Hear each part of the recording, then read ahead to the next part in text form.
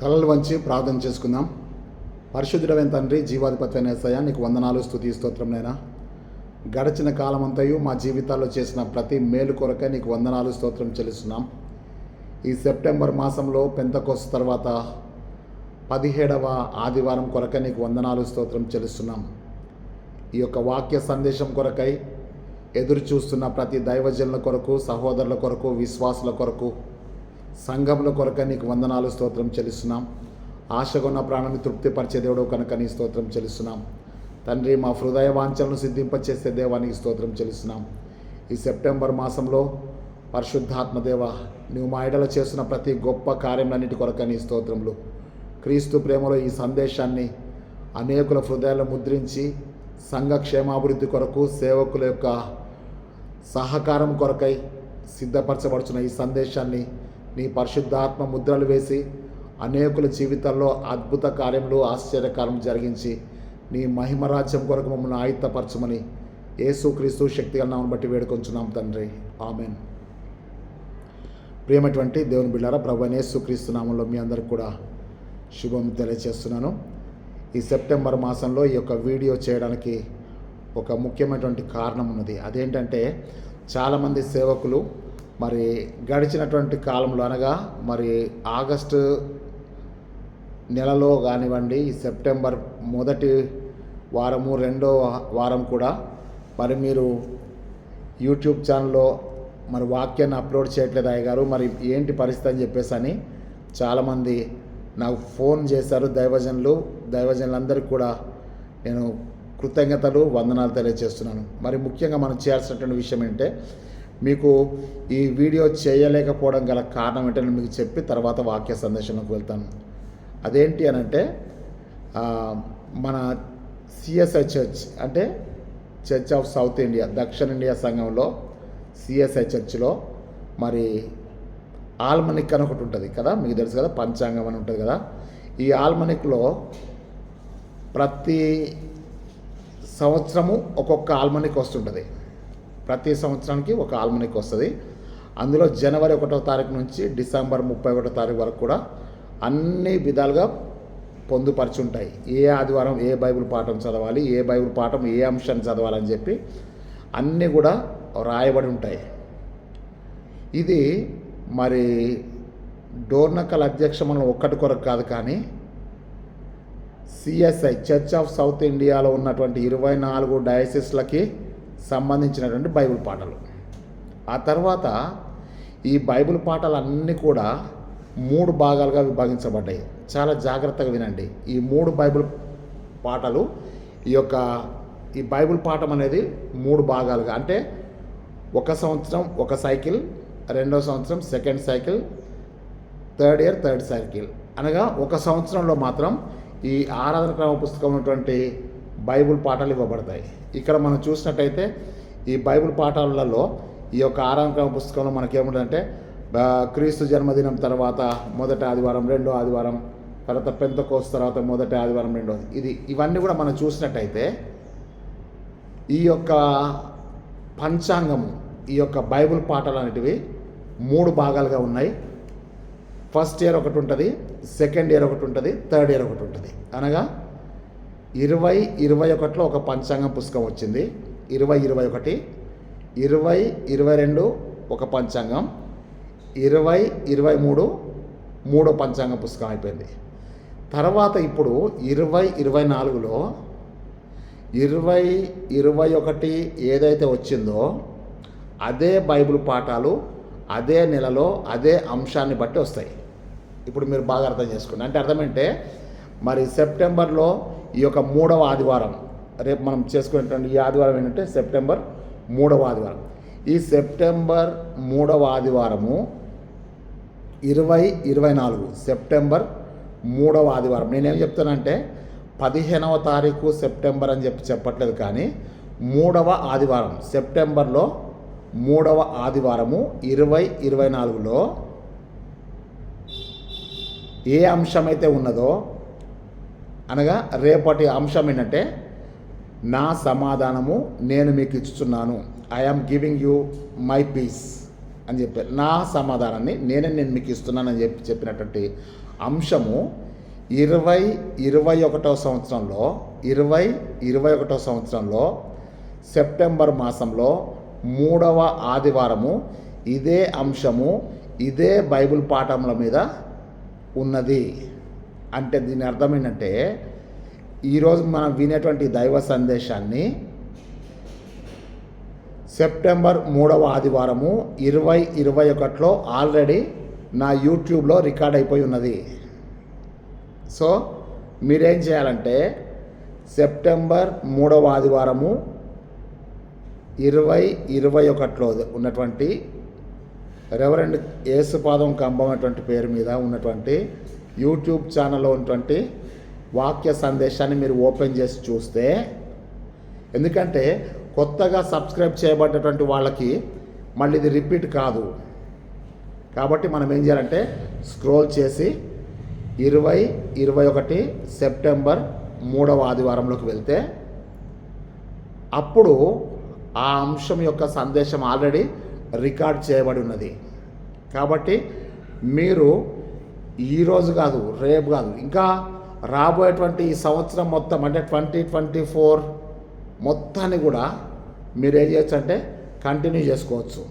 ఆ తర్వాత 2022లో ఉన్నటువంటి సందేశము 2025లో కూడా వచ్చేస్తుంది. సో 2023 సందేశము 2023 సందేశం 2026లో వస్తుంది. కాబట్టి మీరు ఏమి కూడా కన్ఫ్యూజ్ కాకండి.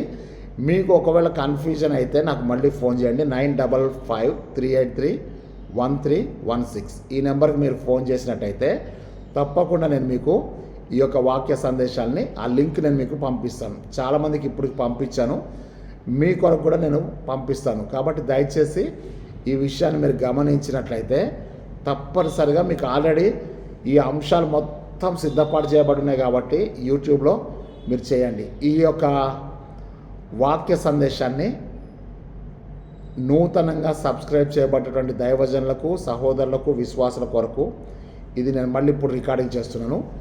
మీరు వచ్చే ఆదివారం అనగా సెప్టెంబర్ మాసంలో ఉన్నటువంటి 4వ ఆదివారం ఆల్రెడీ 2021 సెప్టెంబర్ 4వ ఆదివారానికి రికార్డ్ అయి ఉన్నది కనుక ఆ సబ్జెక్టు, ఆ టాపిక్, ఇదే సబ్జెక్టు, ఇదే బైబిల్ పాఠాలు ఉంటాయి కనుక మీరు అది కూడా ఓపెన్ చేసి చూస్తే you will get a good message.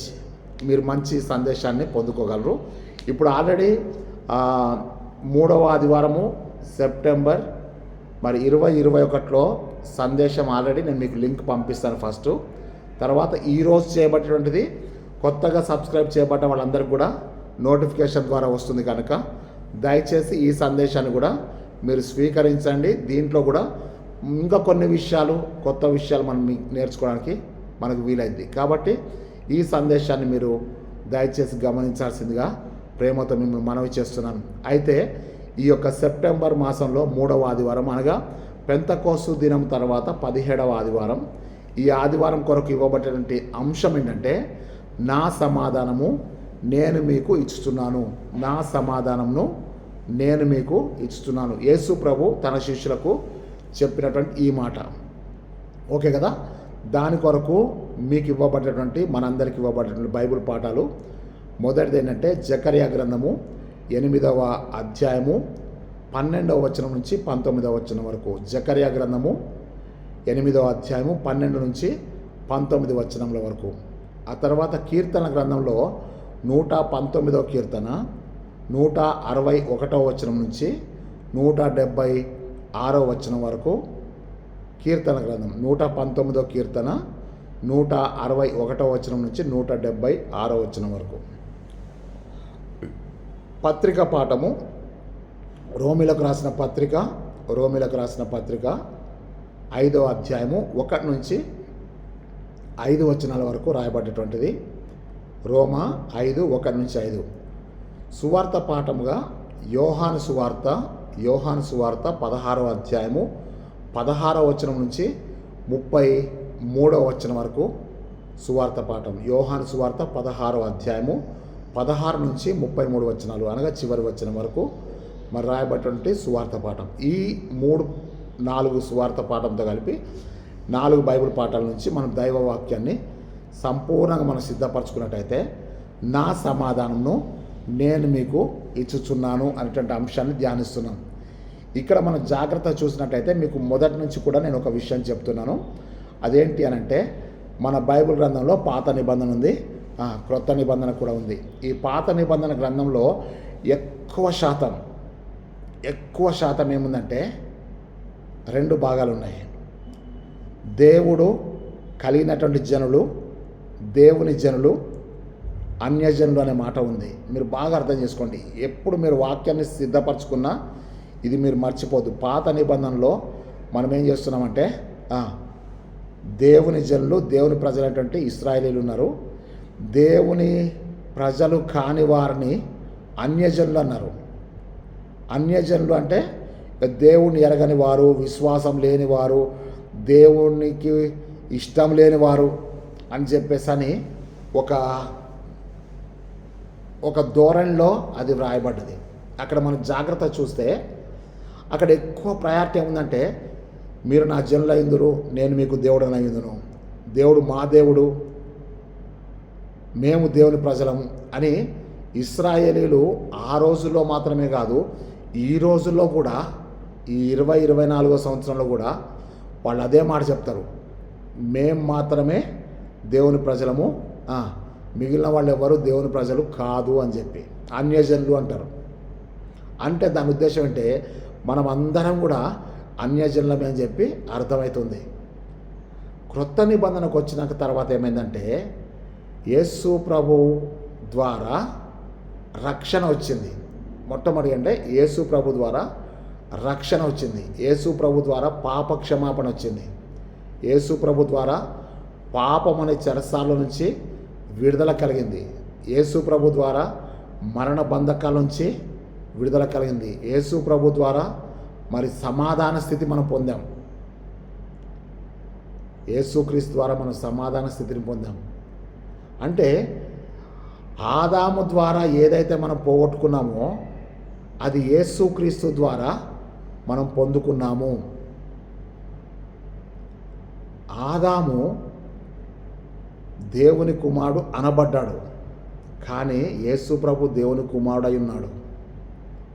దేవుని చేతులతో చేయబడ్డవాడు ఆదాము, దేవుడే శరీరధారిగా కుమారుడుగా వచ్చినటువంటి వాడు యేసు ప్రభు. కాబట్టి మార్కు సువార్త 1వ అధ్యాయం ఏంటంటే దేవుని కుమారుడైన యేసుక్రీస్తు సువార్త ప్రారంభం అని చెప్పి మార్కు 1:1 ఉంటుంది. ఓకే కదా?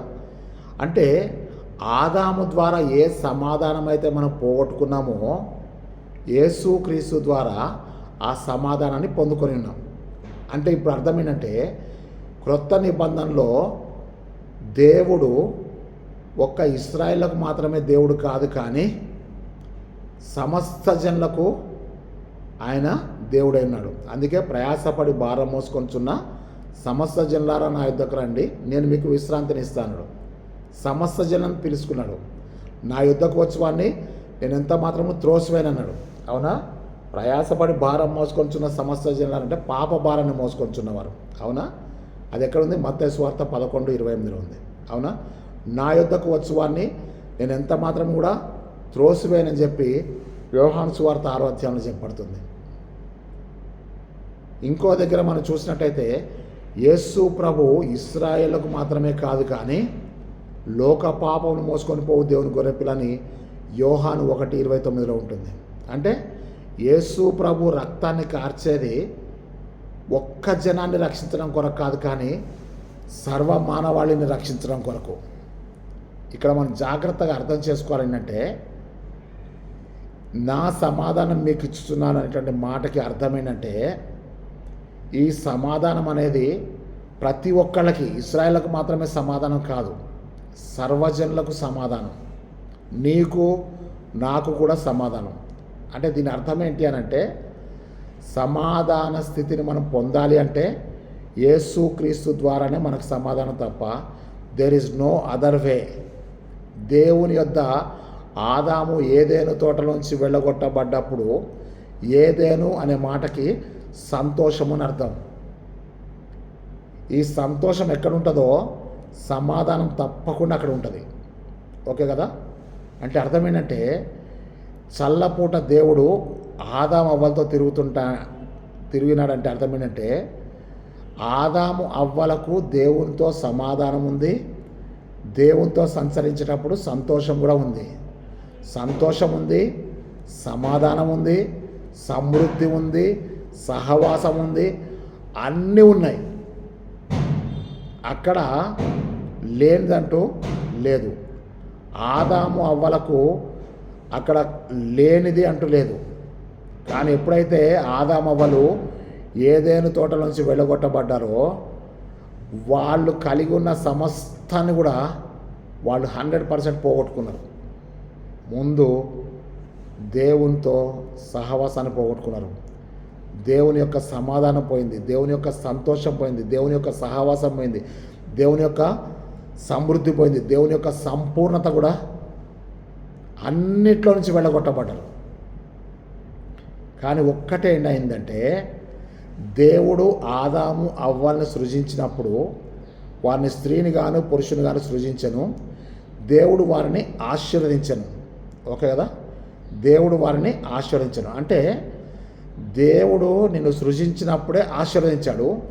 ఆ ఆశీర్వదించినటువంటి దేవుడు నిన్ను బయటికి వెళ్ళగొట్టేటప్పుడు నేను నిన్ను సృజించినప్పుడు ఆశీర్వాదాలు ఇచ్చాను, అవి నేను వెనక్కి తీసేసుకుంటా అని చెప్పి ఆ ఆశీర్వాదాలను దేవుడు వెనక్కి తీసుకోలేదు ప్రియులారా.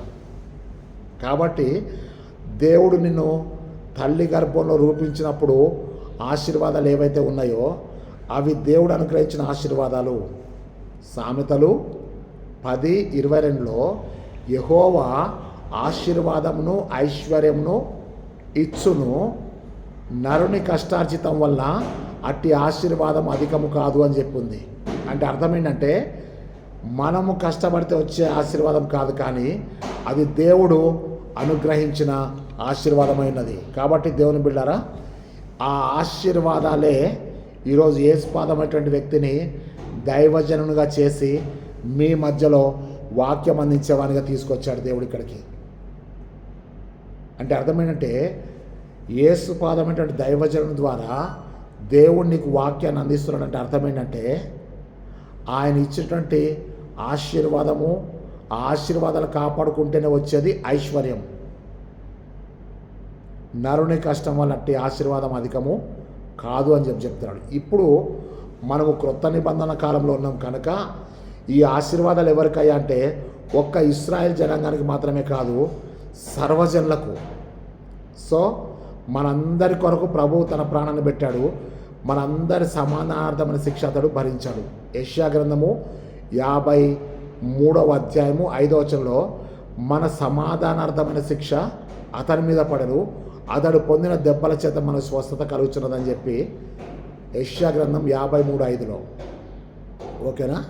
అక్కడ మనకు చక్కగా ఉందంటే మన అతిక్రమ క్రియలను బట్టి అతడు గాయపరచబడను, మన దోషంను బట్టి అతడు నలగొట్టబడను, మన సమాధానార్థమైన శిక్ష అతని మీద పడను, అతడు పొందిన దెబ్బల చేత మనకు స్వస్థత కలుగుచున్నది అని చెప్పింది ఇక్కడ యెషయా గ్రంథము 53:5లో. అంటే ఆ యొక్క సమాధానార్థము ఆయన శిక్షను భరించాడు. అందుకే ఆయన తనను తానే అపరాధ పరిహార బలి చేసుకోనగా ఆయన సంతానం చూస్తున్నాడు. ఆయన ద్వారానే మనకు సమాధానము, ఆయన ద్వారానే పాప పరిహారం. ఇక్కడ మనం జాగ్రత్తగా చూస్తే యెషయా గ్రంథం 9వ అధ్యాయం 6వ వచనంలో ఆయన పుట్టక ముందే ఆయన గురించి రాయబడ్డది ఏమని? ఆశ్చర్యకరుడు, ఆలోచనకర్త, బలవంతుడైన దేవుడు, నిత్యుడగు తండ్రి, సమాధానకర్తయగు అధిపతి. సమాధానానికి కర్త ఆయన అయినప్పుడు, సమాధానానికే కర్త అయినప్పుడు, ఆయనే సమాధానమైనప్పుడు మన జీవితంలో ఇంకా వేరే ఏది కూడా లేదని చెప్పి జ్ఞాపకం చేస్తున్నాను. సో సమాధానకర్తయగు అధిపతి ఎవరంటే దేవుడే. ఈ సమాధానకర్తయగు అధిపతి ఆయనే కనుక సమాధానము అనేటువంటి మాటకు అర్థం ఏంటో మీకు చెప్తా. ఇప్పుడు సమాధానకర్త యగు అధిపతి ఆయనే కనుక ఇప్పుడు సమాధానం ఏంటో చూద్దాం. ఇశ్రాయేలీలు ఎప్పుడైనా కానీ సమాధానం గురించి ఏం మాట్లాడతారంటే షాలోమ్. షాలోమ్ అనగా సమాధానము. ఓకేనా? దాన్ని మనం ఏం చేస్తామంటే సలాం, సలాం వాలేకుం కదా, వాలేకుం సలాం అంటాం కదా. సమాధానం నీకు కలుగును గాక అంటే నీకు కూడా సమాధానము కలుగును గాక. షాలోమ్ అంటే సమాధానము. మీకు ఎప్పుడు కూడా వాక్య సందేశంలో చాలాసార్లు చెప్పాను, ఎరు షాలోమ్. ఎరు అంటే దేవుడు, ఎరు అంటే దేవుడు కదా. ఎరు షాలోమ్. ఏల్ అంటే దేవుడు. దానియేల్, మికాయేల్, గాబ్రియేల్, రఫాయేల్, సమూయేల్, ఇజ్రాయేల్. ఏల్ అనే మాటకి దేవుడు అని అర్థం, ఎరు అనే మాటకి దేవుడు అని అర్థం. అంటే ఎరు షాలోమ్. షాలోమ్ అంటే సమాధానము. ఓకే కదా. ఎరు షాలోమ్ అంటే అర్థం ఏంటంటే దేవుని సమాధానము. ఓకే కదా. ఈ షాలోమ్ నుంచి వచ్చింది సొలొమోన్, సాల్మన్ అంటే సల్మాన్ ఖాన్ కదా. ఈ సల్మాన్ అనేటువంటి మాట షాలోమ్ నుంచి వచ్చింది. సాలోమ్ నుంచి వచ్చిందే సొలొమోన్ కదా. సాల్మన్ అని పిలుస్తాం కదా, అరే సాల్మన్ అన్న పిలువరా అంటాం కదా. అంటే సాల్మన్ అన్న, సొలొమోన్ అన్న, షాలోమ్ అన్న, ఇవన్నీ కూడా సిమిలర్ వర్డ్స్ అని చెప్పి నేను మీకు జ్ఞాపకం చేస్తున్నాను. ఆ తర్వాత మనం ఏం తెలుసుకోవాలంటే ఈ యొక్క సమాధానం అనేది ఆత్మఫలంలోని భాగం. ఓకేనా. గలతీ 5:22 ఉంటాయి కదా, ప్రేమ, సంతోషము, సమాధానం కదా.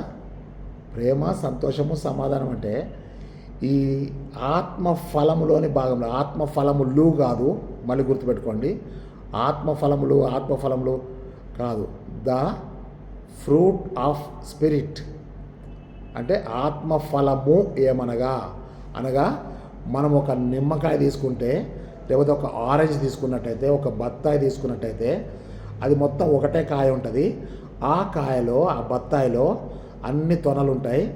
ఒక తొన ఏ టేస్ట్ ఉంటుందో మిగిలిన తొనలు మొత్తం అవే టేస్ట్ ఉంటాయి. ఓకే కదా, మీకు ఇప్పుడు అర్థమైంది కదా. అంటే ఆత్మఫలములు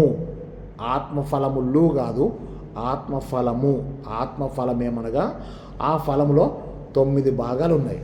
ఓకే కదా. కాబట్టి ఇక్కడ మనం జ్ఞాపకం చేసుకుంటే సమాధానం అనేది ఆత్మఫలములోని భాగము అని చెప్పి జ్ఞాపకం చేస్తున్నాం. ప్రేమ ఎంత విలువైందో సంతోషం అంతే. సంతోషం ఎక్కడ ఉంటుందో సమాధానం అక్కడ ఉంటుంది. అంటే ప్రేమ, సంతోషము, సమాధానము, విశ్వాసము అంటే ఇవన్నీ ఒక కేడర్లోనే ఉన్నాయి తప్ప వేరు కాదు అని చెప్పి జ్ఞాపకం చేస్తున్నాను. అనగా ఇప్పుడు మీకు 7 పాయింట్లు నేను చెప్పి ముగిస్తాను. ఓకే కదా. ఈ యొక్క సమాధానము ఎవరికి? నా సమాధానము నేను మీకు ఇస్తున్నాను అన్నాడు కదా. నేనే మీకు నా సమాధానం ఇస్తున్నా అంటే మనం అడిగినందుకు ఇవ్వట్లేదు, కానీ దేవుడు మనల్ని అర్హులుగా చేసి ఆ సమాధానం ఇస్తున్నాడు. ఎవరికి సమాధానం ఇస్తున్నాడు అన్నది నేను మీకు చక్కగా చెప్తాను. ఓకే కదా. 7 పాయింట్స్ మీరు రాసుకోండి. నేను త్వరగానే దాన్ని ముగిస్తాను. మిగిలినటువంటిది సెప్టెంబర్ 3వ ఆదివారము 2021లో ఉన్నటువంటి సందేశాలకు మీరు వెళ్ళిపోండి. ఓకే కదా. యూట్యూబ్ మొత్తం స్క్రోల్ చేసేస్తే ఆ యొక్క సెప్టెంబర్ 3వ ఆదివారము అనగా పెంతెకోస్తు తర్వాత 17వ ఆదివారం అక్కడ నీకు వాక్య సందేశం అది. ఆ లింక్ కూడా నేను మీకు పంపిస్తాను. ఒకవేళ మీకు రాకపోతే నాకు ఫోన్ చేస్తే నేను మళ్ళీ మీకు తప్పకుండా లింక్ పంపిస్తాను. ఓకే కదా. ఇప్పుడు నేను 7 పాయింట్లు చెప్పి నేను మీకు త్వరగా ముగిస్తాను. అనగా ఇక్కడ మీకు ఏం చెప్తా అంటే అసలు దేవుని యొక్క సమాధానము ఎవరికి? ఓకేనా. దేవుని యొక్క సమాధానం ఎవరికి అని చెప్పి మనం చూసినట్టయితే మొట్టమొదటిగా మీరు జాగ్రత్త చూడండి. మొదటి బైబిల్ పాఠంలో జకర్యా గ్రంథంలో మరి 12వ వచనం, 8వ అధ్యాయం 12వ వచనంలో ఏముంటుందంటే అక్కడ నేను మీకు చదివి వినిపిస్తాను. జకర్యా గ్రంథము మరి 8వ అధ్యాయము 12వ వచనం నుంచి నేను మీకు చెప్తాను చూడండి. సమాధానకరమైన ద్రాక్ష చెట్లు ఫలమిచ్చును, భూమి పండును, ఆకాశం నుండి మంచు కురియును. ఈ జన్లలో శేషించిన వారికి వీటినన్నిటినీ నేను స్వాస్థ్యంగా ఇత్తును. ఇదే సైన్యములకు అధిపత్యగు యెహోవా వాక్కు. ఓకేనా. ఇప్పుడు మీకేం చెప్తానంటే ఎవరికి సమాధానం ఇస్తా అంటున్నాడంటే శేషించిన వారికి. ఇశ్రాయేల్లో శేషించిన వారు ఉన్నారు, ఇశ్రాయేల్లో హతులైన వారు ఉన్నారు, ఇశ్రాయేల్లో చెరసాలకు వెళ్ళిపోయిన వాళ్ళు ఉన్నారు. మీరు బాగా గుర్తుపెట్టుకోండి. శేషించిన వారు అంటే యెరూషలేములో మిగిలిపోయిన వారు. హతులైన వారు అంటే శత్రువుల చేత చంపబడ్డవారు, చెరసాల్లో ఉన్నటువంటి వారు, బబులోను చెరలో ఉన్నవారు, ఓకేనా, చెరలో ఉన్నవారు చెరలో ఉండిపోయారు, హతులైన వారు హతులైపోయారు, మిగిలిపోయిన వారు శేషించిన వారు యెరూషలేములో ఉన్నారు. ఇక్కడ ఏం చెప్తా అంటే శేషించిన వారికి నేనేం చేస్తా అంటే సమాధానకరమైనటువంటి స్థితిని ఇస్తాను. మీరు ఎక్కడైతే అన్నీ పోగొట్టుకున్నారో అక్కడే నేను మీకు అన్నీ కూడా అనుగ్రహిస్తాను. ఇది ఈ వాక్యం చదివినప్పుడు నా జీవితంలో నాకు ఎంతో సంతోషాన్ని, సమాధానాన్ని ఇచ్చింది ప్రియులారా.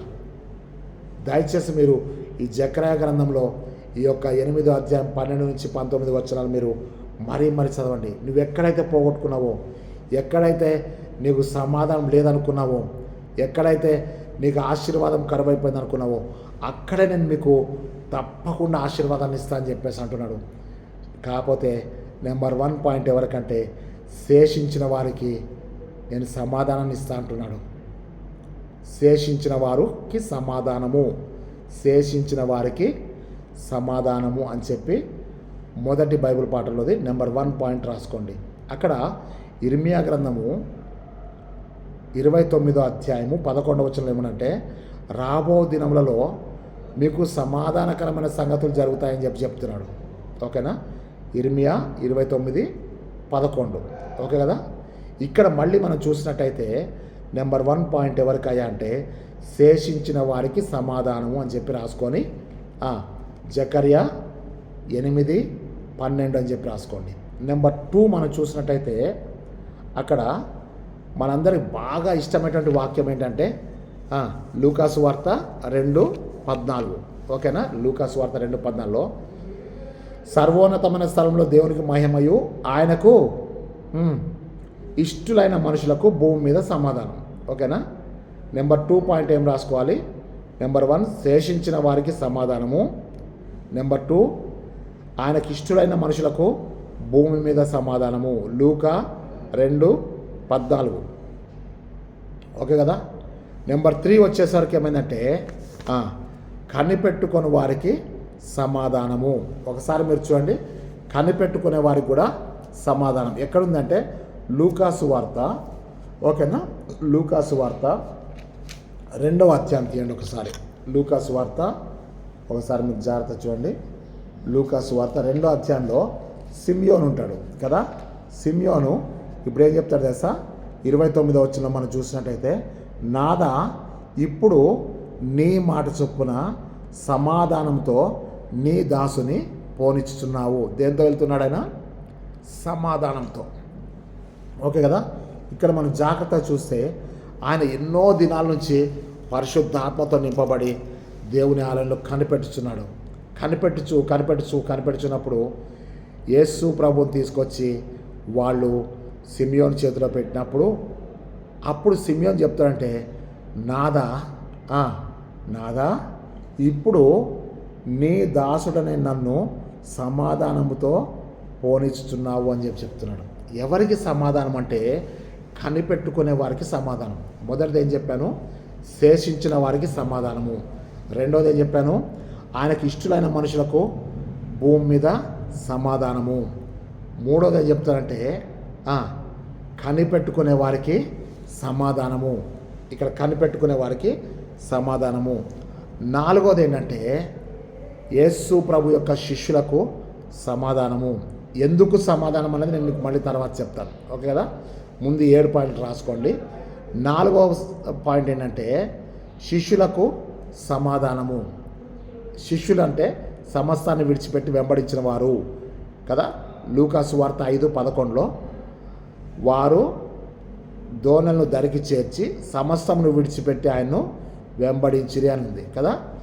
అయితే శిష్యులకు సమాధానం అనేది ఎక్కడుందంటే యోహాను సువార్త 20వ అధ్యాయము 19వ వచనము 21వ వచనం ఉంది కదా. సమాధానం కలుగును గాక, మీకు సమాధానం కలుగును గాక అని చెప్తున్నాడు యేసయ్య. అప్పటికి వారు భయముతో కదా, యూదులకు భయపడి తాము ఉన్న ఇంటికి తలుపులు వేసుకొని ఉన్నారు వాళ్ళు. కానీ యేసు ప్రభు వచ్చి పునరుద్ధరణమైనటువంటి యేసయ్య మహిమశరీరంతో అక్కడికి వచ్చి భయపడుతున్న వారికి చెప్తాడు, మీకు సమాధానం కలుగును గాక అని చెప్తున్నాడు.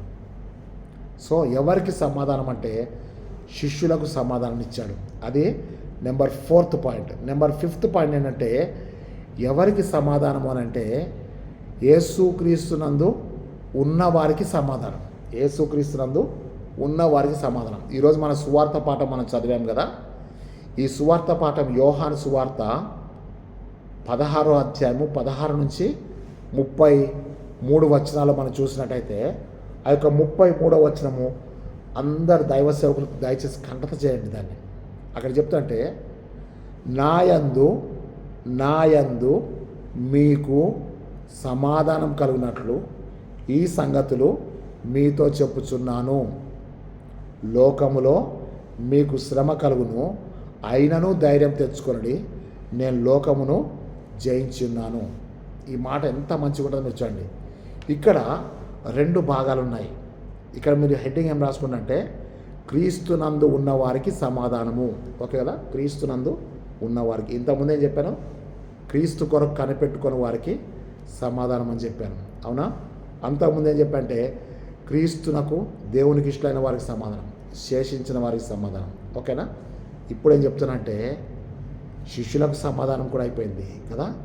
ఈ శిష్యులకు సమాధానము అనేది మనం జ్ఞాపకం చేసుకున్నట్టయితే అది మీకు చెప్పాను కదా, యోహాను 20:19-21 వచనం. ఓకేనా. ఆ తర్వాత నేను చెప్పంటే క్రీస్తునందు ఉన్నవారికి అన్నప్పుడు నాయందు మీకు సమాధానం, లోకంలో మీకు శ్రమ. 2 భాగాలు ఉన్నాయి. నాయందు అంటే యేసుక్రీస్తునందు. When you turn to Christ, నువ్వు ఎప్పుడైతే క్రీస్తు వైపు తిరుగుతావో you will get the peace from God. దేవుని యొద్ద నుండి నీకు సమాధానం కలుగుతుంది. ఓకేనా. దేవుని యొద్ద నుండి నీకు సమాధానం, ఎంతో నెమ్మది. అందుకే చాలామందికి నేను చెప్తానంటే మీరు ఎప్పుడైనా సరే డోర్నకల్ చర్చిని చూడడానికి వెళ్తే, డోర్నకల్లో ఏదైనా మీటింగ్ కొరకు వెళ్తే, ఏదన్నా ఒక సందర్భంలో మీరు డోర్నకల్ వెళ్ళడం జరిగితే దయచేసి ఆ పరిశుద్ధ స్థలంలోకి వెళ్ళి మోకరించి ప్రార్థన చేసుకోండి. నా యొక్క పార్సీ బంధం సంఘానికి కూడా నేను ప్రతి ఒక్కళ్ళకి చెప్తానంటే దేవుడు మనకు ఒక పరిశుద్ధ స్థలాన్ని ఇచ్చాడు. ఈ పరిశుద్ధ స్థలంలో నీవు మోకారించి ప్రార్థన చేస్తే, మోకాళ్ళేసి ప్రార్థన చేస్తే దేవుడు తప్పకుండా నీ జీవితంలో అద్భుత కార్యం చేస్తాడు. ఓకే కదా. కాబట్టి నువ్వేం చేయాలంటే తప్పనిసరిగా నీకు సమీపంగా ఉన్నటువంటి ఏ చర్చికైనా కానీ నువ్వు వెళ్ళి అక్కడ ఒక పరిశుద్ధ స్థలం ఉంటుంది, అక్కడ నువ్వు ఏకాంతంగా మోకరించి ప్రార్థన చేసుకో. నాయందు మీకు సమాధానం కలిగినట్లు ఈ సంగతి మీకు చెప్తున్నాను. ఏం సంగతి చెప్తున్నానంటే లోకంలో మీకు శ్రమ కలుగుతుంది. లోకంలోనికి వెళ్ళాలి. రోజంతా కూడా మనం ఎక్కడ బ్రతకాలంటే లోకంలో బ్రతకాలి, లోకంలో ఉన్న ప్రజల మధ్యలో బ్రతకాలి. అంటే రోజంతా శ్రమలో బ్రతకాల్సిందే. కానీ ఒక్కసారి నువ్వు ప్రభు దగ్గరికి వచ్చి మోకరించి ప్రార్థన చేస్తే అక్కడ నీకేం జరుగుతుందంటే సమాధానము, నెమ్మది కలుగుతుంది. క్రీస్తునందున్న వారికి సమాధానం.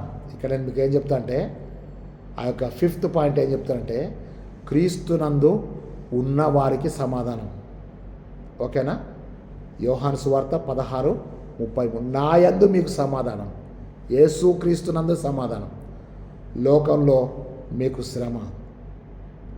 శ్రమ పడుతున్న నీకు యేసుక్రీస్తునందు ఉంటే సమాధానము, నెమ్మది ఉంటుంది. అక్క, ఇన్ని సమస్యలు నువ్వు ఎట్లా బ్రతుకుతున్నవే, ఎట్లా ప్రార్థన చేసుకోగలుగుతున్నావు, ఎట్లా నువ్వు బైబిల్ చదువుకోగలుగుతున్నావు, ఎట్లా నువ్వు ప్రార్థన చేసుకుంటున్నావు, ఎట్లా నువ్వు గుడికి వెళ్తున్నావు, ఎట్లా నువ్వు కానుక ఇవ్వగలుగుతున్నావు అంటే యేసుక్రీస్తునందు నీకు సమాధానం. You will get the peace from God.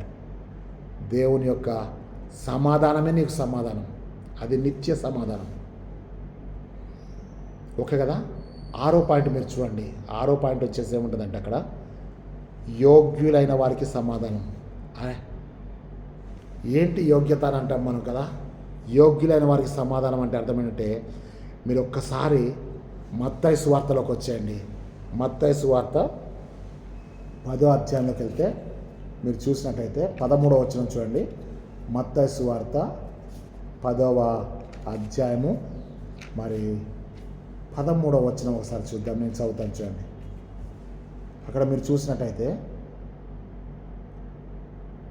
చూడండి, ఆ ఇంటిలో ప్రవేశించుచు ఆ ఇంటి వారికి శుభమని చెప్పుడి. ఆ ఇల్లు యోగ్యమైనదైతే 13వ వచనం, ఆ ఇల్లు యోగ్యమైనది అయితే మీ సమాధానము దాని మీదకి వచ్చును. అది అయోగ్యమైనదైతే మీ సమాధానము మీకు తిరిగి వచ్చును. ఇక్కడ మీరు చూస్తే మీరు ఏ ఇంట్లో ప్రవేశిస్తారో వారికి సమాధానం అని ప్రకటించండి సేవకులారా. మీరు ప్రార్థించకముందు యేసుక్రీస్తు శక్తిగల నామంలో ఈ ఇంటికి సమాధానం ప్రకటిస్తున్నాం తండ్రి అని చెప్పండి. అక్కడ ఏం చెప్తాంటే ఆ ఇల్లు యోగ్యమైనదైతే ఆ ఇంటికి సమాధానం కలుగుతుంది. అంటే అర్థం ఏంటి?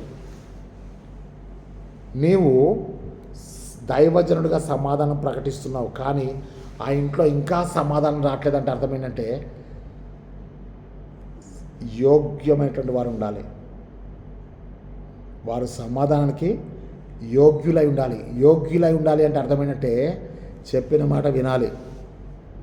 ఇది ఒకటే నేర్చుకోండి, చెప్పిన మాట వినాలి, దేవుని మాటకి లోబడాలి. అది నీకు కష్టం అనిపించినా ఇష్టం అనిపించినా నువ్వు లోబడాలి, అంతే. 1 సమూయేలు 15వ అధ్యాయము 22వ వచనం చెప్తాడు. ఏమనంటే బలులు అర్పించట కంటే పొట్టేళ్ల కొవ్వు అర్పించుకోవటం కంటే కూడా మాట వినుట శ్రేష్టమనేసి అంటాడు. హెబ్రీ పత్రిక 8వ అధ్యాయం 5వ వచనంలో తాను కుమారుడై ఉండి తాను పొందిన శ్రమల ద్వారా విధేయతను నేర్చుకోలేను అని ఉంటుంది. Where there is obedience there is blessings, where there is disobedience there is curse. అంటే అర్థం ఏంటో తెలుసు కదా మీకు? ఎక్కడైతే ఒబీడియన్స్ విధేయత ఉంటుందో అక్కడ ఆశీర్వాదాలు ఉంటాయి. ఎక్కడైతే అవిధేయత ఉంటుందో అక్కడ శాపం తప్పకుండా ఉంటుంది. ఆశీర్వాదాలు ఉండడం ఎంత వాస్తవమో శాపం ఉండడం కూడా అంతే వాస్తవం. ఈరోజు దేవుడు నీతో సూటిగా మాట్లాడుతున్నాడు. ఏంటంటే నువ్వు అనేక సార్లు ప్రార్థన చేస్తున్నావు, కానీ you are not success in your life. ఎందుకు అనంటే యోగ్యుడైన వారికి సమాధానం ఉంటుంది. ఆ ఇల్లు యోగ్యమైనదైతే నీ సమాధానం వారికి కలుగుతుంది. ఒకవేళ అది అయోగ్యమైనదైతే you will get the peace back. నీ సమాధానం నీకు తిరిగి వచ్చేస్తుంది అంటున్నాడు. దాని అర్థం ఏంటి అనంటే ఎంతోమంది దైవజనులు వచ్చి ప్రార్థన చేస్తున్నారు, అయినా మాకు సమాధానం రావట్లేదని అంటున్నాం కదా. ఎందుకు రావట్లేదు అన్నది ఒకసారి పరీక్ష చేసుకుందాం. Something is going wrong against to God. దేవునికి వ్యతిరేకంగా ఏదో జరుగుతుంది, అందువల్ల నీకు సమాధానం లేకపోతుంది. ఎందుకు నీ అప్పు తీరట్లేదు? ఎందుకు తీరట్లేదు? ఎందుకు నీకు సంచి చిల్లు సంచిలాగా అయిపోతుంది? ఇన్ని ఆశీర్వాదాలు పొందుతున్నావు కానీ నెమ్మది పొందలేకపోతున్నావేంటి? చాలామందికి ఇదే బాధ అంటే బాధ. అపార్ట్మెంట్లు ఉన్నాయి, హౌస్ రెంట్స్ వస్తున్నాయి, జాబ్స్ ఉన్నాయి, ప్రయాణంకి ఎంత 4 లక్షలు 5 లక్షలు 11 లక్షలు ప్రయాణంకి వస్తున్నాయి. You are getting a big salary, you are getting a big amount of all the things, but you have no peace in your mind. అన్నీ ఉన్నాయి, పిల్లలు ఉన్నారు, భార్య ఉంది, కుటుంబం ఉంది, తినడానికి కావాల్సిన తిండి ఉంది, ఆ కారు ఉంది, ఇంకేదో ఉంది. ఇన్ని ఉన్నా కానీ అయినను ఎందుకో నెమ్మది లేదు, సమాధానం కరువైనది యేసయ్యా, సమాధానం కరువైనది, ఆధారం నీవే నయ్యా, ఆధారం నీవేనయ్యా. కదా, ఈ పాట మీరు ఎప్పుడన్నా విన్నారో లేదో నాకు తెలియదు. అయినా ఎందుకో నెమ్మది లేదు. ఎందుకు లేదంటే సమాధానం కరువైపోయింది. ఏంటి పరిస్థితి? నాకు బాగా గుర్తు, మా నాన్నగారు ఎప్పుడు ఏం ప్రార్థన చేసేవాడంటే యేసయ్య,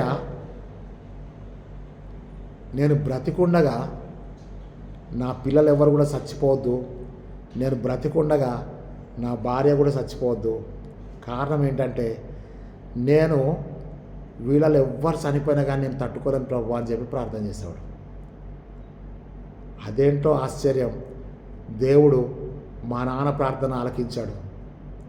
మా నాన్న చనిపోయిన తర్వాతనే మా అమ్మ 22 సంవత్సరాలు బ్రతికి మా అమ్మ చనిపోయింది.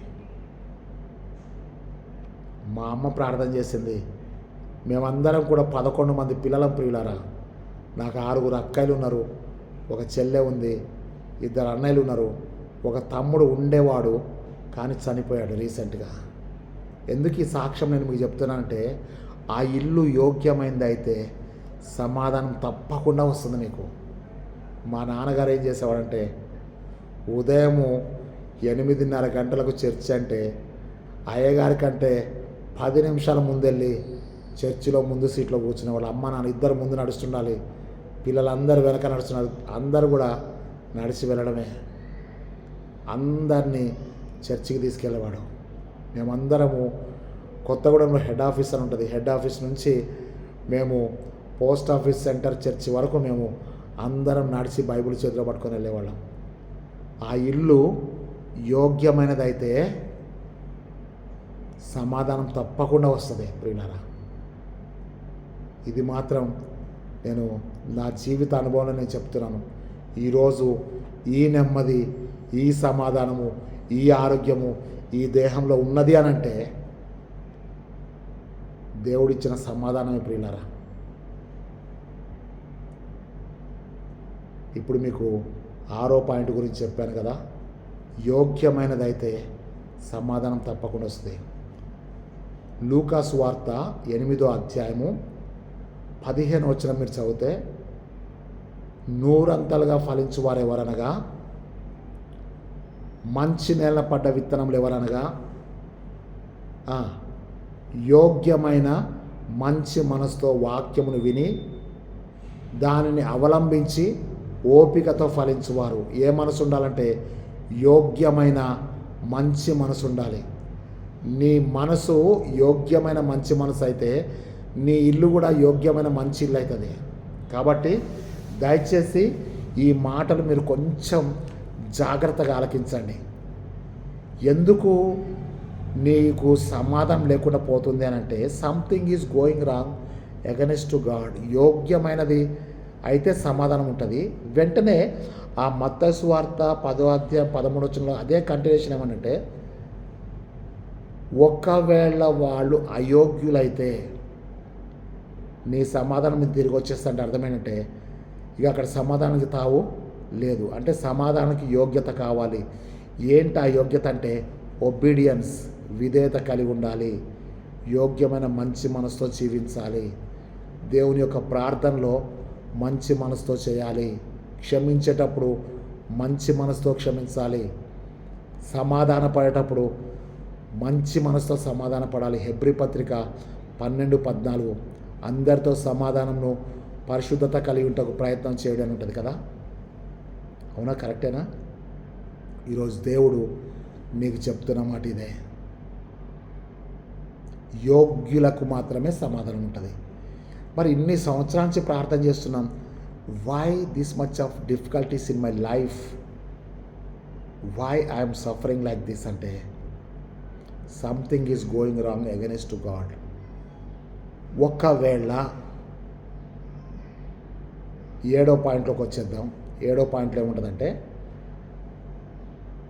మార్కు సువార్త 5వ అధ్యాయము 34వ వచనంలో ఉంటుంది. 12 సంవత్సరాలు సమాధానం లేకుండా ఉంది ఒక స్త్రీ. అవునా? ఎవరామె? రక్తస్రావం గల స్త్రీ కదా. ఆమెకు చెప్తుంటే, కుమారి, నీ విశ్వాసము నిన్ను స్వస్థపరచను, సమాధానం కలదానివై పొమ్ము అన్నాడు. ఈ రక్తస్రావం ఉన్నన్ని రోజులు ఆమె బాధపడుతుంది. ఆ వాక్య భావంలో ఎంత చక్కగా ఉంటుందంటే ప్రియులారా, మార్కు సువార్త 5వ అధ్యాయము 25వ వచనం నుంచి మనం చూస్తే, ఈ రక్తస్రావం గల స్త్రీ తనకున్నటువంటి ధనమంతా వ్యయపరిచి వైద్యులకు ఇచ్చేసి, అక్కడేమనంటే అక్కడ ఒక మంచి మాట ఉంటుంది అంటే, ఆమె తన ధనమంతా కూడా వ్యయపరిచి వైద్యులకు ఇచ్చేసి మరి ఎక్కువగా తిప్పలు పడసాగని ఉంటుంది. చూడండి మీరు ఒకసారి నేను చదువుతాను, మీరు చూడండి. మార్కు సువార్త మరి 5వ అధ్యాయం, ఓకేనా? మార్కు సువార్త 5వ అధ్యాయంలో ఆ మాట నాకు చాలా మంచిగా అనిపించింది. చూసారా? మార్కు 5:25. 12 ఏళ్ళ నుండి రక్తస్రావం కలిగిన ఒక స్త్రీ ఉండెను. ఆమె అనేక వైద్యుల చేత ఎన్నో తిప్పలు పడి తన కలిగినదంతయు వ్యయము చేసుకొని ఎంత మాత్రము ప్రయోజనం లేక మరింత సంకటపడెను. అక్కడేముందంటే, వైద్యుల దగ్గరికి పోతాం. ఎందుకు పోతామంటే స్వస్థత కొరకు పోతాం. ఆమె అనేక వైద్యుల చేత ఎన్నో తిప్పలు పడింది. అంటే అర్థమేంటి? వాళ్ళు ఏ పత్యం చేయమంటే ఆ పత్యం చేసింది, ఏ కూరగాయలు చేయమంటే అది కదా. గుమ్మడికాయ రసం తాగమంటే గుమ్మడికాయ రసం, పొట్లకాయ రసం తాగమంటే పొట్లకాయ రసం, సొరకాయ రసం తాగమంటే సొరకాయ రసం. మీకు అర్థమవుతుంది నేను చెప్పిన మాట? ఆయిల్ పుల్లింగ్ అంటే ఆయిల్ పుల్లింగ్, అవునా? What not. అక్కడ చెప్పిన మాట ఏంటంటే, ఆమె అనేక వైద్యుల చేత ఎన్నో తిప్పలు పడింది కదా. తనకు కలిగినది అంతా వ్యయమైపోయింది. అంటే తనకు కలిగిన డబ్బులు మొత్తం అయిపోయినాయి. అంటే షీ బికమ్ జీరో. ఇక డబ్బులు వ్యయపరచడానికి డబ్బులు లేవు, తిప్పలు పడడానికి ఓపిక లేదు, డాక్టర్ల దగ్గరికి వెళ్ళే స్తోమత లేదు, అవునా? అక్కడేమనంటే ఆమె మరింత సంకటన పడ్డది. ఎందుకంటే ప్రయోజనము లేక మరింత సంకటపడ్డది. ఇప్పుడు మీరు జాగ్రత్తగా ఆలోచించండి. ఎన్ని సంవత్సరాల నుంచి ఆమెకు సమాధానం లేదు అని అంటే 12 సంవత్సరాల నుంచి ఆమెకు సమాధానం లేదు. 12 సంవత్సరాల క్రితం బ్లీడింగ్ అనేది స్టార్ట్ అయింది, ఓకేనా? ఒక స్త్రీ ఒక 1 మంత్ బ్లీడింగ్కే చాలా ప్రాబ్లం అయింది. ఒక 2 మంత్స్ 3 మంత్స్ బ్లీడింగ్కి ఓవర్ బ్లీడింగ్. ఇక ఆమె బాధ ఏ భర్త తీర్చలేడు, ఏ పిల్లలు తీర్చలేరు. ఎక్కడ గైనకాలజిస్ట్ అంటే అక్కడికి వెళ్ళిపోతారు, ఎక్కడ స్పెషలిస్ట్ ఉంటే అక్కడికి వెళ్ళిపోతారు. ఏమి చేయమంటే అవి చేస్తారు, ఏమి తినమంటే అవి తింటారు.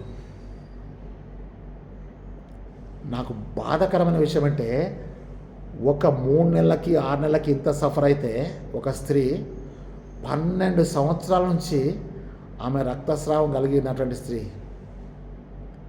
ఎన్ని డబ్బులున్నాయో అన్నీ వ్యయపరిచింది. ఎంతమంది డాక్టర్ ఉన్నారో ద బెస్ట్ డాక్టర్ అంటే వెళ్ళిపోతుంది, చూస్తుంది. ద బెస్ట్ ట్రీట్మెంట్, ఏదో ఒక ఆశ తన బాధ నివారణ పొందాలని. She has no peace in her life. అవునా? కరెక్టేనా? ఆమె జీవితంలో పడుకున్నా సమానం లేదు, కొడుకులున్నా సమానం లేదు, తిన్నా సమానం లేదు, భర్త ఉన్న సమానం లేదు, ఒక మంచి ఇల్లున్నది సమానం లేదు. ఎందుకంటే ప్రాబ్లం ఆమెలోనే ఉంది కాబట్టి. ఆమెకు ఒక విశ్వాసం కలిగింది. మనుషులందరూ నన్ను జీరో చేశారు, నా బాధ నివారణ కావట్లేదు, తిప్పలు ఎక్కువైతున్నాయి, సంకటన పడుతున్నా. ఇక ద ఫైనల్ డెసిషన్ ఏంటంటే, ఆయన వస్త్రపు చెంగు ముట్టుకుంటే నాకు స్వస్థత కలుగుద్ది. నా కొడుకు రిచి జాన్ చెప్తున్నాడు, డాడీ వస్త్రపు చెంగు అంటే, ఇదిగో ప్రియ దేవుని బిడ్డ, ఈ వస్త్రపు చెంగు యొక్క దారం ఈ చివరి భాగం, ఆ వస్త్రపు చెంగు ముట్టుకుంటే నేను తప్పకుండా స్వస్థపడతా అనుకుంది. విశ్వాసంతో వచ్చింది. ఆయన వెనక నుంచి పట్టుకుంది, వస్త్రాన్ని తగిలింది, ముట్టుకుంది. యేసయ్య చెప్తాడు, ఎవరో నన్ను ముట్టుకున్నారు, నాలోంచి ప్రభావము ఆమెలోకి వెళ్ళింది, నాలో ఉన్న ప్రభావము ఆమెలో కార్యాన్ని జరిగించింది అన్నప్పుడు పేతురు అన్నాడు, ప్రభువా ఇంతమంది ఉన్నారు, ఎవరో ఎట్లా చెప్తాం? ఇంతమంది లేదు, ఎవరో there is a special candidate, ఎవరో ఒక ప్రత్యేకమైన వ్యక్తి నన్ను తగిలారు, ఆ వ్యక్తిలో స్వస్థ. యేసు ప్రభుకి తెలవదా ఆ వ్యక్తి ఎవరో? తెలుసు కదా. కానీ ఆ వ్యక్తికై ఆ వ్యక్తి బయటికి రావాలి అని చెప్పి ప్రభువు ఆశపడ్డాడు. ఆదామా నువ్వు ఎక్కడున్నావని అన్నప్పుడు అన్ని తోటలో ఉన్నటువంటి చెట్లని సృష్టించింది ఆయనే కదా, ఆదాము అవ్వని సృష్టించింది కూడా ఆయనే కదా. ఆదాము ఎక్కడున్నాడో దేవునికి తెలియదా? దేవుని బిడ్డారా, ఆదామా నువ్వు ఎక్కడున్నావు అని చెప్పి అడుగుతున్నానంటే ఆదికాండం 3:9 తోటలో నీ స్వరం విన్నప్పుడు దిగంబరిని కనుక భయపడి దాక్కోండి నీ చెట్టు సాటున. అవునా ప్రియా దేవుని బిడ్డ, చూడండి, ఆమెకు రక్తస్రావం ఉందన్న సంగతి ఏసాకి తెలుసు, ఆమె స్వస్థత పడ్డదన్న సంగతి తెలుసు. కానీ నన్ను ఎవరు ముట్టుకున్నారని చెప్పేసి అంటే స్వస్థపడ్డ స్త్రీ లేచి సాక్ష్యం చెప్పాలని ప్రభువు కోరుకుంటున్నాడు. యాకోబుని యబ్బోకు రేవు దగ్గర ఎదుర్కొన్నాడు కదా, నీ పేరేంటి అన్నప్పుడు ఆయన నా పేరు యాకోబు అన్నాడు. అతడు అక్కడ ఆయన్ని ఆశీర్వదించాను. అవునా, యాకోబు పేరేంటో దేవునికి తెలవదా? కానీ అక్కడ ఆయనకి ఇశ్రాయేల్ అనే పేరు పెట్టాడు. ఇక్కడ మనం చూస్తే ఈ యొక్క మార్కు సువార్త 5:34 కుమారి నీ విశ్వాసము నిన్ను స్వస్థపరచను, సమాధానం గలదానమై పొమ్మన్నాడు. ఈరోజు 12 సంవత్సరాలు లేనటువంటి సమాధానము విశ్వాసంలో ఉన్నది. నీ స్వస్థత నీ విశ్వాసంలోనే ఉంది, నీ సమాధానము నీ విశ్వాసంలో ఉంది, నీ రక్షణ నీ యొక్క విశ్వాసంలోనే ఉంది. ఈరోజు దేవుడు నీకు చెప్తున్న మాట ఇదే, నీ విశ్వాసము నిన్ను స్వస్థపరచను, సమాధానం గలదాని వైపు. స్వస్థత ఒక్కటే రాలేదు బిడ్డ, సమాధానం కూడా ఇస్తున్నాను అన్నాడు అంతే దేవుడు. ఈరోజు నీ జీవితంలో ఈ 7 పాయింట్లు ఒక్కసారి చెప్తాను. శేషించిన వారు అంటే మిగిలిన వారు, యెరూషలేములో ఉన్నవారు, వారికి సమాధానం ఇస్తాడు. రెండవది, ఆయనకి ఇష్టమైన మనుషులకు సమాధానం. ఆయనకి ఇష్టం కాని ఏదన్నా నువ్వు చేసినట్టయితే, ఆయనకి ఇష్టం కాని వాటిని చేసిన వాళ్ళలో నువ్వు పాల్గొన్నా కానీ you will lose your peace. నీ సమాధానాన్ని నువ్వు అయ్యో నేను అక్కడికి వెళ్ళి ఉండకపోతే బాగుండేది అనుకుంటావు. నీ సమాధానం నువ్వు పోగొట్టుకున్నట్టే. కాబట్టి ఇష్టమైన వారికి సమాధానము, క్రీస్తు యేసునందు ఉన్నవారికి సమాధానము, శిష్యులకు సమాధానము. అవునా, శిష్యులకు సమాధానము. ఆ తర్వాత ఇంకా మీరు జాగ్రత్త చూడండి, కనిపెట్టుకునే వారికి సమాధానము, చివరికి యోగ్యులైన వారికి సమాధానము, విశ్వాసముతో ఉన్న వారికి సమాధానం. అనగా ఈ యొక్క సమాధానము నీకు కావాలని నువ్వు అనుకున్నట్టయితే, ప్రభువా నన్ను యోగ్యునిగా చేయి. ఈ సమాధానం నీకు కావాలని నువ్వు అనుకున్నట్టయితే నువ్వేం చేయాలంటే, ప్రభువా నీకు ఇష్టనిగా నన్ను చేయి. ఈ సమాధానం నీకు కావాలనుకున్నట్టయితే, ప్రభువా నీ కొరకు సమస్తాన్ని విడిచిపెట్టి వెంబడించడానికి నాకు నేర్పించు ప్రభువా అని చెప్పి ప్రార్థన చేసుకుందాం. తలలు వంచి ప్రార్థన చేసుకుందాం. పరిశుద్ధుడైన తండ్రి, జీవాధిపతి యేసయ్య, నీకు వందనాలు, స్తుతి, స్తోత్రం. నేను సమాధానకర్తనని చెప్పి సెలవిచ్చావు కనుక, నీ సమాధానాన్ని మాకు అనుగ్రహిస్తున్నావు కనుక, నా యందు మీకు సమాధానం కలిగినట్లు లోకంలో మీకు శ్రమ కలుగును అని చెప్పావు. ప్రభువా నీ యందు మేము సమాధాన పడ్డకు, క్రీస్తు యేసునందు జీవించు వారిగా ఉంటే కృప చూపించండి. దైవజనులకు సమాధానం దయచేయండి, కుటుంబంలో సమాధానం దయచేయండి. దేవునికి మానవునికి పోగొట్టుకున్న సమాధానము రోమాపత్రికలో చెప్పిన రీతిగా ప్రభువా 9-10 వచనాల్లో చెప్పిన రీతిగా మన ఆయన రోమాపత్రిక 5:2 చెప్పిన రీతిగా ప్రభువా యేసు క్రీస్తు ద్వారా దేవునితో మనం సమాధానపరచబడ్డామని చెప్పి సెలవిచ్చావు కనుక, అట్టి సమాధాన స్థితిని మానవునికి సమాధానము, దేవునికి మానవునికి సమాధానము క్రీస్తు ద్వారానే కనుక, ఆ యొక్క సమాధానం మేము ఏదైతే పోగొట్టుకున్నామో ప్రభువా, ఆ సమాధాన స్థితిని మాకు దయచేసి నీ మహిమరాజ్యం కొరకు మమ్మల్ని ఆయుత్తపరచమని యేసుక్రీస్తు శక్తిగల నామమును బట్టి వేడుకొంచున్నాం తండ్రి, ఆమెన్. తండ్రి, కుమారుడు, పరిశుద్ధాత్మని సర్వశక్తిగల త్రియేక దేవుని దీవెన, నిత్య సమాధానము మనందరికీ తోడే నడిపించును గాక. Amen, amen, amen. దేవుని నామమునకు మహిమ కలుగును గాక. ప్రియమైన దేవుని బిడ్డారా, మీకు చెప్పిన ఇదంతా కూడా అర్థమైంది కదా. మీరు ఒక పెన్ను, డైరీ తీసుకోండి. దయచేసి ఈ వాక్యాలన్నీ కూడా రాసుకొని అప్పుడు మీరు ప్రసంగానికి సిద్ధపడండి. పరిశుద్ధాత్మ దేవుడు తన మహిమ కొరకు మనందరినీ తన స్తుతి పాత్రలుగా వాడుకొనుగాక. దేవుని నామమునకు మహిమ కలుగును గాక. 955-383-1316. ఈ నెంబర్కి ఫోన్ చేయండి. నా కొరకు ప్రార్థన చేయండి. నా కుమారుడు రిచి జాన్ కొరకు ప్రార్థన చేయండి. నా కుటుంబం కొరకు ప్రార్థన చేయండి. దేవుడు మనందరినీ ఆశీర్వదించునుగాక. Amen, amen, amen.